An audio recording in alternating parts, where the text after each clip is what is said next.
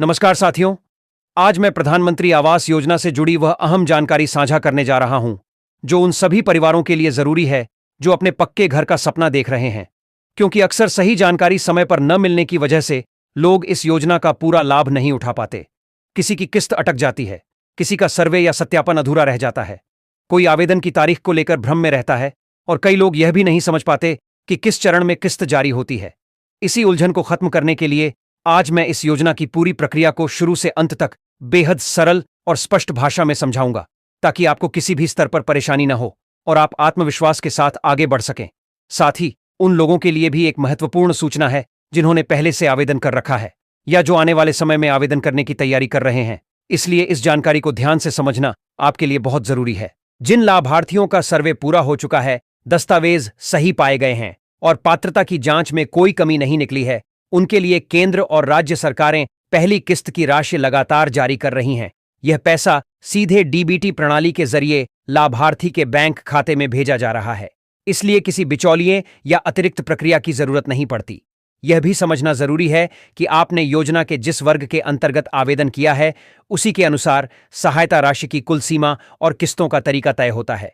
यदि आपकी ओर से सभी औपचारिकताएं समय पर और सही ढंग से पूरी कर दी गई हैं, तो भुगतान में देरी की संभावना बेहद कम रहती है। वहीं समय सीमा को लेकर सरकार ने राहत देते हुए पहले निर्धारित अंतिम तिथि को आगे बढ़ा दिया है, ताकि अधूरे मकानों का निर्माण पूरा हो सके।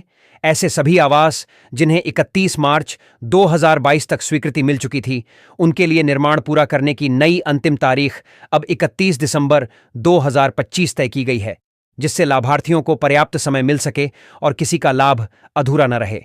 इसका आशय यह है कि जिन लोगों को पहले ही योजना का लाभार्थी घोषित किया जा चुका है, उन्हें तय की गई नई समय सीमा से पहले अपने मकान के निर्माण से जुड़ी हर प्रक्रिया और सभी जरूरी कागजी औपचारिकताएं पूरी करनी होंगी। वहीं जो परिवार अभी आवेदन की प्रक्रिया में नहीं आए हैं और वर्ष 2025 की सूची में अपना नाम दर्ज कराना चाहते हैं, उन्हें यह समझना चाहिए कि राज्य सरकार द्वारा जारी होने वाली नई सूचनाओं के अनुसार आवेदन की तारीखों में बदलाव होता रहता है। इसलिए केवल अनुमान के भरोसे न रहकर आधिकारिक पोर्टल पर समय समय पर स्थिति जांचते रहना जरूरी है। अब यदि भुगतान की प्रक्रिया को सरल भाषा में समझें, तो प्रधानमंत्री आवास योजना के अंतर्गत सहायता राशि आमतौर पर 3 चरणों में दी जाती है।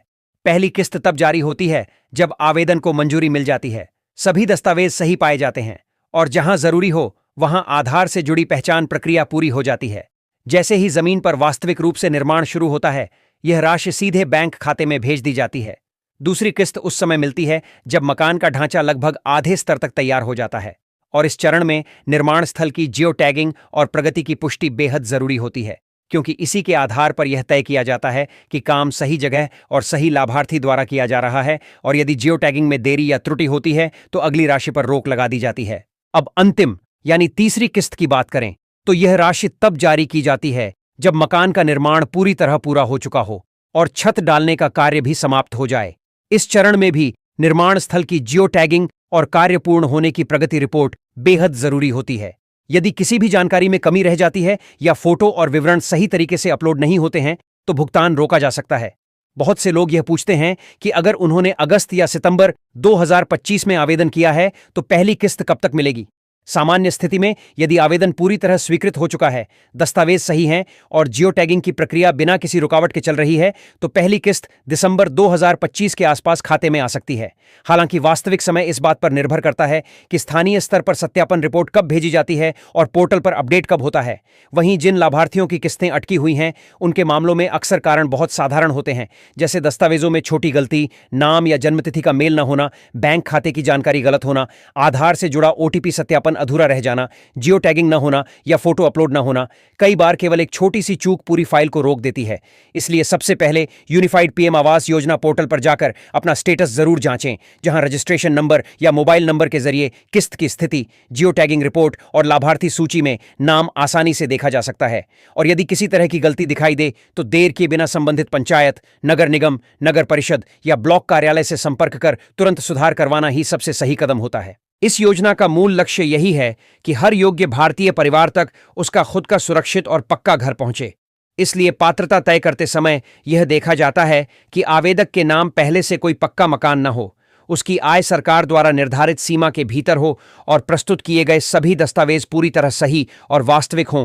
इसी वजह से आवेदन करते समय हर कागज को ध्यान से जमा करना और किसी भी तरह की गलती दिखने पर तुरंत सुधार करवाना बेहद जरूरी हो जाता है। यदि आप 2025 की सूची में शामिल होना चाहते हैं तो सबसे पहले अपनी पात्रता की पुष्टि करें और अंतिम समय का इंतजार किए बिना प्रक्रिया पूरी कर लें। वहीं जिन लाभार्थियों की किस्तें किसी कारण से रुकी हुई हैं, उन्हें जियो टैगिंग, आधार और बैंक से जुड़ी जानकारियों को तुरंत अपडेट कर लेना चाहिए, क्योंकि कई बार बहुत छोटी सी औपचारिकता नजरअंदाज होने से पूरा लाभ अटक जाता है। साथ ही पोर्टल पर नियमित रूप से अपडेट देखते रहना जरूरी है, क्योंकि सरकार समय समय पर नए निर्देश और बदलाव जारी करती रहती है। कुल मिलाकर यह समझना जरूरी है कि किस्तें किन चरणों में जारी होती हैं, सत्यापन और जियो टैगिंग क्यों जरूरी है, समय सीमाएं क्या तय की गई हैं और किन कारणों से भुगतान रुक सकता है। उम्मीद है यह जानकारी आपको सही दिशा दिखाएगी और आपके पक्के घर का सपना जल्द ही साकार होगा।